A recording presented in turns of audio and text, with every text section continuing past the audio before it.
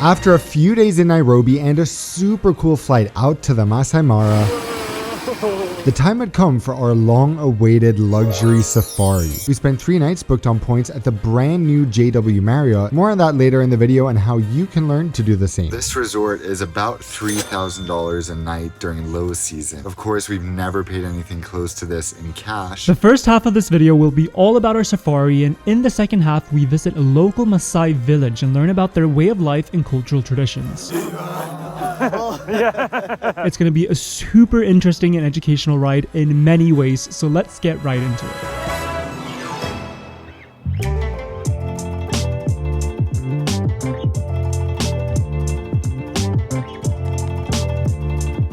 So although Kenya is our 102nd country, this is our first time doing an actual safari. And I think a lot of people will be like, what? Why have you waited so long? But really, the real reason is that safaris are generally insanely expensive. And so now, when this opportunity arose and Dan found this incredible deal to get this really luxurious safari experience, we just thought it was too good to pass up on it. This is the first safari hotel in the world where you can redeem points.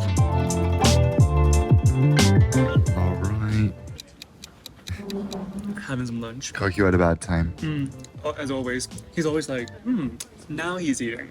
We're getting ready for our first game drive. However, the weather is turning a bit crazy. Yeah, we'll see how much we get to see or what happens, but the winds are up and the rain is out.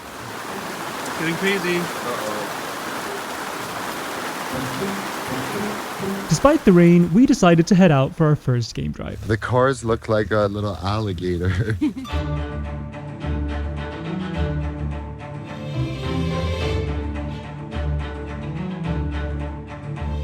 We quickly realized that while a rainy safari wasn't the typical picture most people have of it, it was cool in its own way, and the added difficulty of driving through the slippery mud made it all the more exciting. Apparently this type of mud gets extra slippery when it rains. This ride is pretty crazy.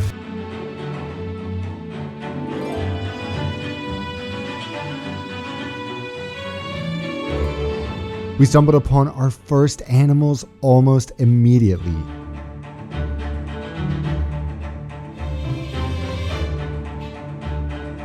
We learned so much about the animals from our amazing driver and guide Fintan. Even if this one smells that you are sick, you can start calling the others. So there's a sound they make like ooh. Okay, so we stopped now by 2 cheetah brothers, not cheetah girls, but cheetah brothers. And looking through the binoculars is absolutely insane. The view you get.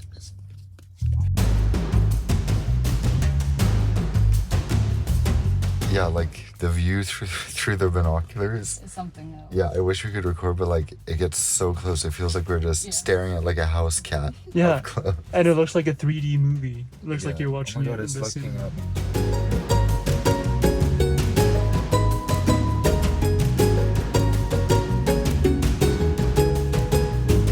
But the moment they ambushed by a lion, it's a one thing. Ooh, so the lions even eat other predators? They just kill to remove competition. How often do cheetahs hunt? After every 3 days. Every 3 days? 3 to 4 days, yeah. We got Oscar with his safari hat. Just bought this yesterday. Oh, the hat is back, by the way. Yeah. This is borrowed from the hotel, which is amazing. These storks are migrants and they come all the way from Europe. Down here. The safari in the rain is definitely a different experience, but I'm liking it. It feels very unique. Right now we're in lion territory, so we're basically looking for the lions. It's really fun because it's like a bit of a, you try to see what's here and what's not here. So there's no grazers or browsers like gazelles, zebras, all that type of thing. There's really no birds.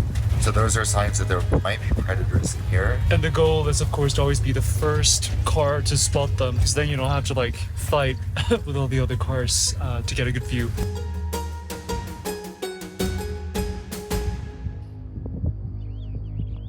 There's a hyena that Oscar's trying to pee, so... Obviously, a safari in the rain isn't the most typical experience, but honestly, it was very cool to experience that as well. But I'm pretty certain that our game drive tomorrow is going to be even more epic, and hopefully we'll get to see all the big five. Oh, and there the rain goes again. I don't know.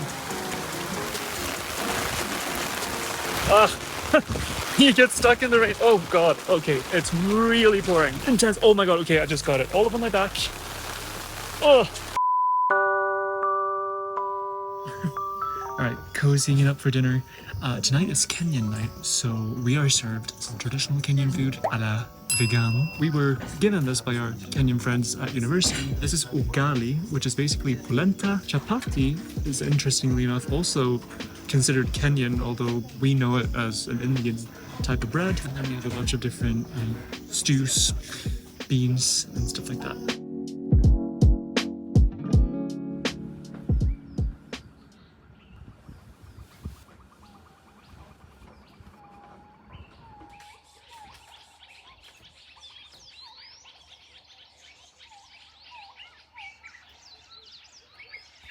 Good morning. I can't even describe the smell right now, the sounds, just like the sensation of being here is pretty freaking indescribable. It's time for our first real long safari. We might be with other people, which I'm terrified about because my voice sounds like I'm some villain in a movie. Guys, this video does not have a sponsor, so instead we want to take a second to talk about how you can learn to stay at luxury hotels like this and fly in premium cabins for a fraction of the price. Many of you probably know that in addition to this channel, Dan also has a much older and bigger channel about aviation, premium cabin flights, and miles and points. I've been gathering expertise in this field for over a decade, and the time has come to share my tricks with you guys in a more structured format. I've put together a free Points Master Starter Guide available at the link in the description. This will get you started learning about how to use points to get these kind of luxury experiences for a fraction of the price, and you don't need any prior knowledge, you don't need credit card points, and it doesn't matter where in the world you're based. After 9 years together, I can confidently say that Dan is a points expert on a level above anyone else I can think of. Thanks to his knowledge, we are able to travel the way we do, flying in premium cabins often and occasionally staying in luxury properties like this at an affordable price. Again, the link to Dan's free Points Master Starter Guide is in the description. Alright, so apparently it's just us this morning again, so we're lucky, and I think today's gonna be a really, really good drive.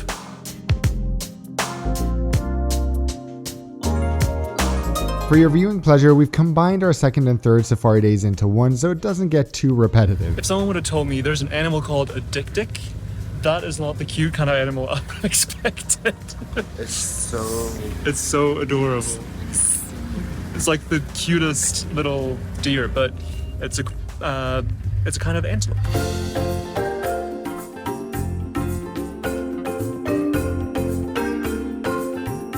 Okay, so Fintan just told us something so interesting about the jackals, because they mate for life. So the male and the female will still stay together their whole lives, have kids, and there's like no real visible difference between them. And apparently the same thing goes for like birds or other species that mate for life. There's usually not a distinction in appearance between the male and the female because the males don't have to attract the females. That's really interesting. So it's only really in species where the males sort of have to like impress the females that they don't stay together for life and they just sort of mate with many different females. So that's why we have couple twins, I guess. Couple twins, and it begs the question if humans are supposed to mate for life or not. What do you think?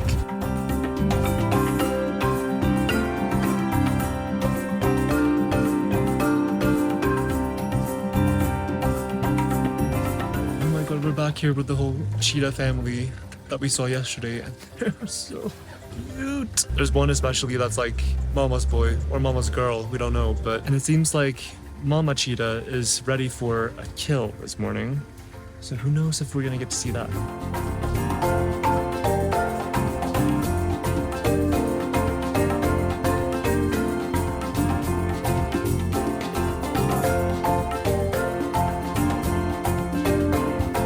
Oskar. This is such a special moment.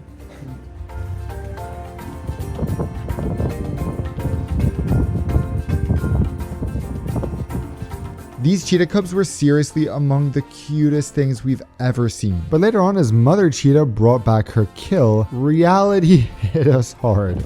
Yeah. So now we're back by the cheetah, yeah? And the cheetah has just hunted. Cheetah mother. The cheetah mother, yeah. She's providing for her cubs.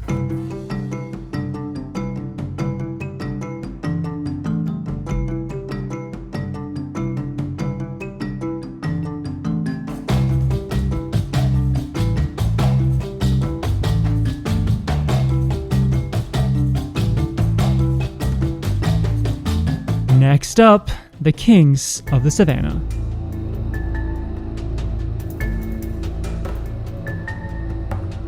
We waited here by the lions for almost an hour for some action, and then pretty much nothing happened. And Dan is like, "Come on, me."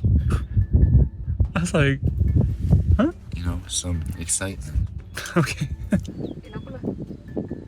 And there he goes. You just want to give her a belly rub.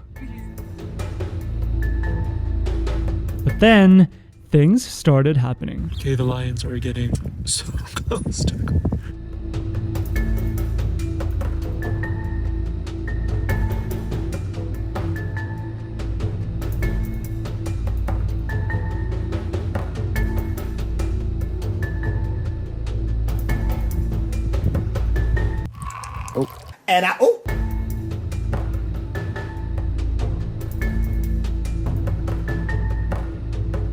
This is crazy. It's so funny how they look just like house cats when they do this. Yeah.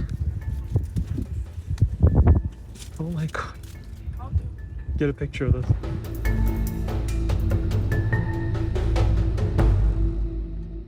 We find it funny that the game drives focus so much on seeing predators when in fact we're just as happy watching the elephants, giraffes, and zebras. Of course it's because there are so many fewer predators and they're harder to spot, but it's interesting that people have this disproportionate fascination for predators. What do you think?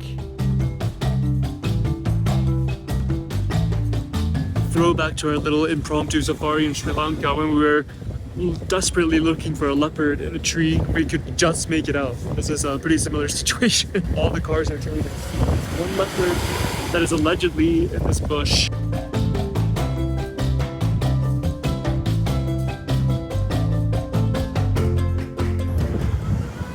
my god. There's a dead animal hanging in the tree. The leopard has a bit of a food cupboard, you could say.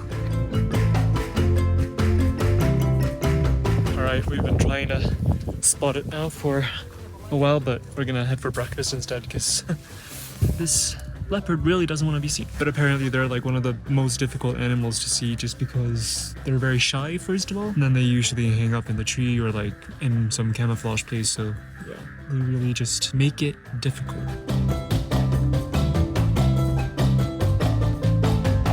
Without much luck there, we headed for breakfast/lunch in one of the coolest spots we've ever had a meal. But first, we had to actually find it. Alright, so we're going around scouting for different trees or to find a tree where we can sit and have breakfast. But apparently because of the rain, so many of the trees are like infested with bees. So when we come up to every single tree, it's just like swarming with bees all around. And we're like, yeah, this is not the place to sit down and have our brekkies. So we've been going around now for more than half an hour, I think, trying to find a tree.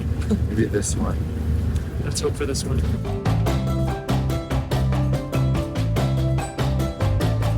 No bees, right?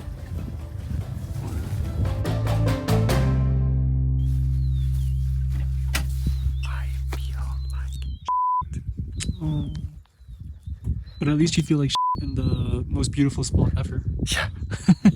But the most incredible part of being here is who we're eating with. It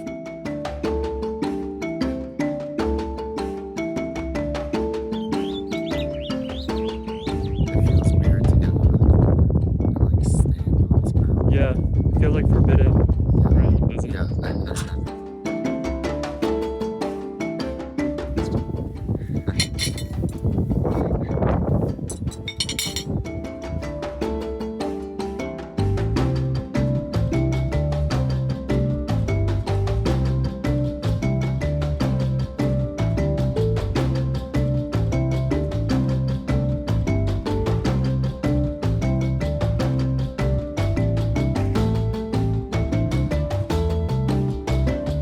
We stopped here by a viewpoint where you can see literally the entirety of Masai Mara. On the opposite side of, I forget, I think maybe those mountains. That's where the Serengeti is, which is the same national park but in Tanzania. So the border between Kenya and Tanzania. Right over there.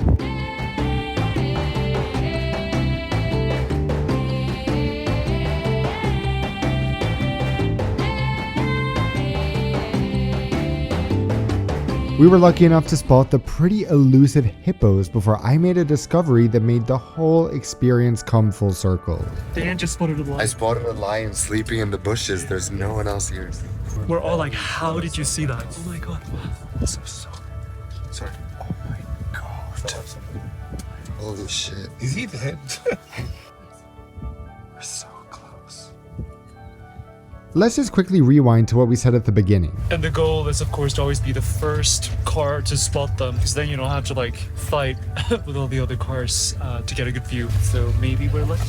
We'll see. Not only did we get to see this massive lion all by ourselves, but he couldn't have cared less that we were there, barely even acknowledging our presence. So he lives alone? No, he's the brother to the one you see in the morning. Remember I told you there are 4 of them. Dan deserves like an award for that. That was the perfect ending to this.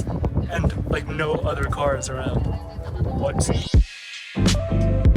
Before leaving the Mara, we had just one more stop to make. Alright. Hat in hand. Bags in hand. It's time to leave. It's so sad, and it sucks even more that I was so sick the whole time. Like literally on the game drives, I just had to push through. If this wasn't such like an insanely expensive, special, once in a decade or once in a lifetime experience, I would have just, not pushed, but there was no choice. I just had to go out. So like yesterday was a 7-hour game drive. It's amazing, and ultimately I hope that's what we'll remember, and I won't remember all the suffering after that. Okay, also reminding myself to smile through the pain because I looked very stone-faced. Like, yeah, it's just a bit sad. Like, it's sad to think everything else that we missed out on, that I couldn't like be in the jacuzzi or just sit outside and listen to the birds and read a book. But that's life when you push yourself to the limit.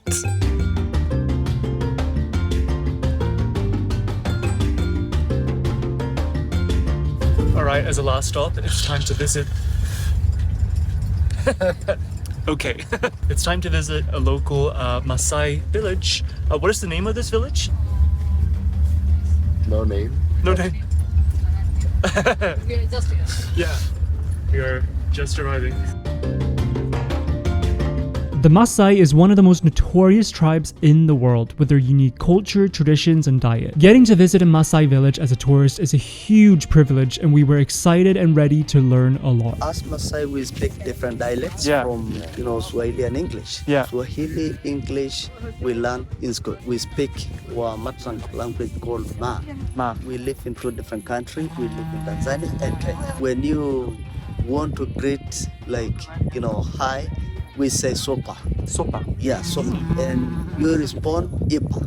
Ipa. Yeah. Sopa, so ipa. when somebody told you sopa, Yeah. you respond ipa. Ipa. Sopa in our language is Yeah. soup. Oh, Yeah. oh, okay. Yeah. Which nation? Sweden. Oh, Sweden. Yeah. Oh, exactly. so sopa is soup. Sopa is soup. Yeah. In conjunction with the village visit, we also had the fortune to ask questions to Tito, the culture ambassador at the JW Marriott. What is it like to grow up in a traditional Maasai village? Growing up in a Maasai village, the age of 9 years old, you have known how to make the house, fetch firewood, and make the beds. That's the activities in the village that a lady must know to do those. And the men, they provide security. They take care of the cows, and they fence the boma for the security.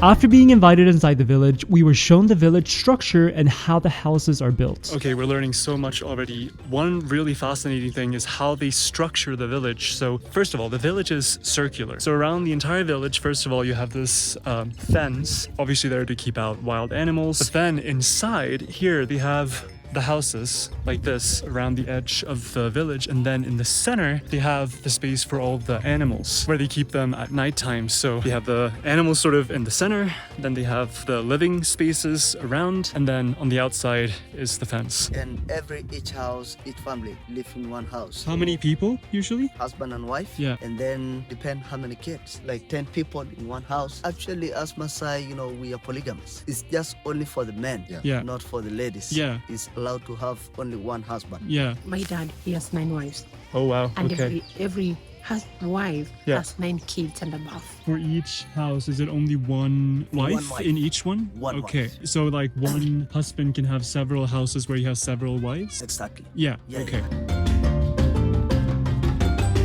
We use mud. Also, we mix it with the cow.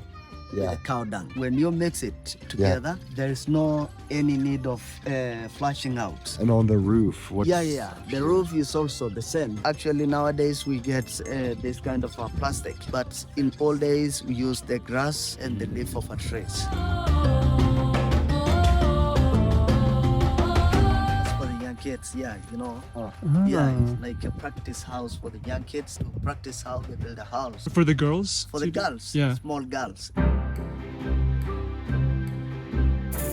We were even graciously invited inside one of the homes. This is the first room for the baby animal. Oh, Yeah, the baby animal, they're living here. like baby cows. During goats, night. everything. During the night? So, Yeah, during the- so the big animals are in Yeah, the the circle? big animals, they stay in the middle. Ah. And the calf, they They stay are in the here. house. Okay. Yeah, so welcome. Thank you.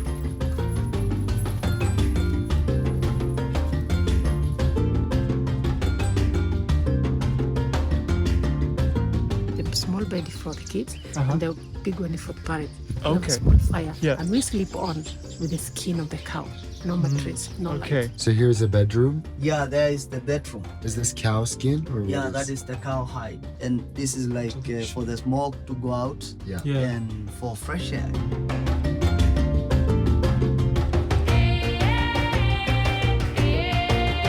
The food in the village is only milk, meat, and blood. Oh, meat, No milk, and rice, bread. Okay. yes. No rice, no vegetables. Yeah. So no vegetables? No. So Maasais are completely carnivorous? Carnivorous. Oh, wow. Yeah, because we don't grow vegetable because this land is cultivated, but the animals come and destroy. Mm. Yes. But back in the old days, they used to walk 15 miles each way to get to school. Yeah. So that was back when you were young. Yeah, from that time, we was like 4 boys traveling to schools, Yeah. and we lost 1 boy because of animals. Yeah, Oh. we have to walk when it's still dark. How far do they have to walk now? Or they go by like car? Or No. This time now they go by foot. It's still go by just foot. like in the middle of the community, Yeah, 2 miles from here. 2 miles. And the challenge we have is education. Now I have a group of girls, 16 girls in my Yeah. village, educating them to say no early marriage, no circumcision. Education is the best. Yes. Female circumcision is traditional in Traditional. Maasai, in Maasai culture. Yes. Yeah. So, but Marriott is behind me fighting for those old kids. Yeah. Yeah, This is like the original Yeah, this is electrical like- fence. Yeah. Barbed what they wire. use Yeah. to spice the animals. And then we were treated to a performance by both the men and women of the village. All right, it's time to watch performance.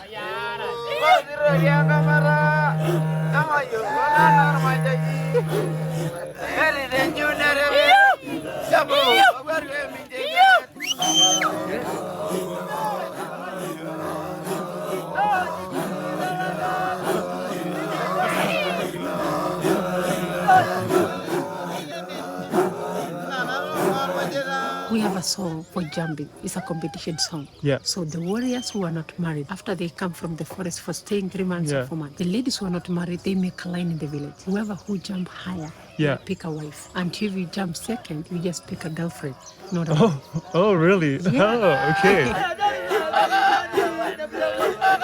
And then we even got to try out the jumping contest ourselves.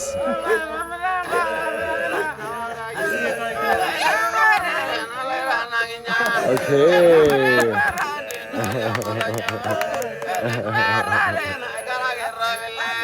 Good one.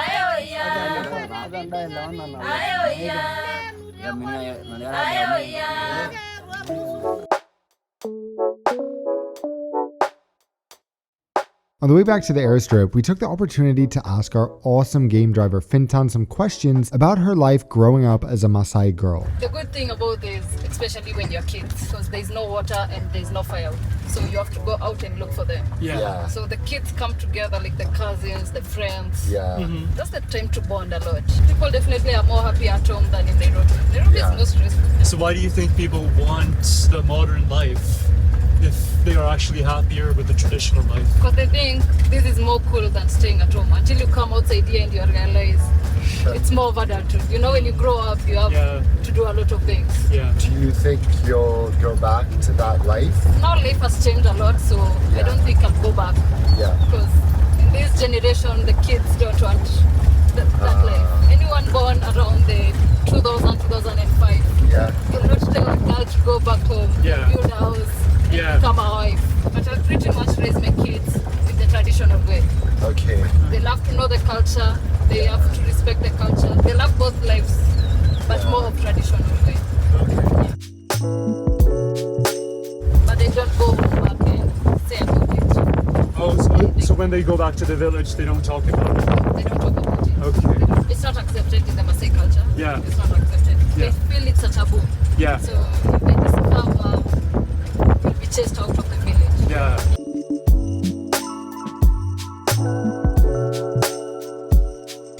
So when you went to college, you felt like people had preconceptions about you and what you were... Yeah. But most people never believed I'm a Maasai in college. Oh, really? So if I tell I'm a person, until now at the lodge, if I say I'm a Maasai, no one believes. So you would never tell people that you were Maasai? No, I do tell. I'm proud of it. I like the way they are like, are you a Maasai? Yeah. Are you sure you're a Maasai? Because you don't fit their stereotypes. No, Yes. most of them don't go to school. Yeah. So the only thing you could do is get married and become a housewife. Yeah. Yeah, so getting a job, Yeah. it's tricky for women. Yeah.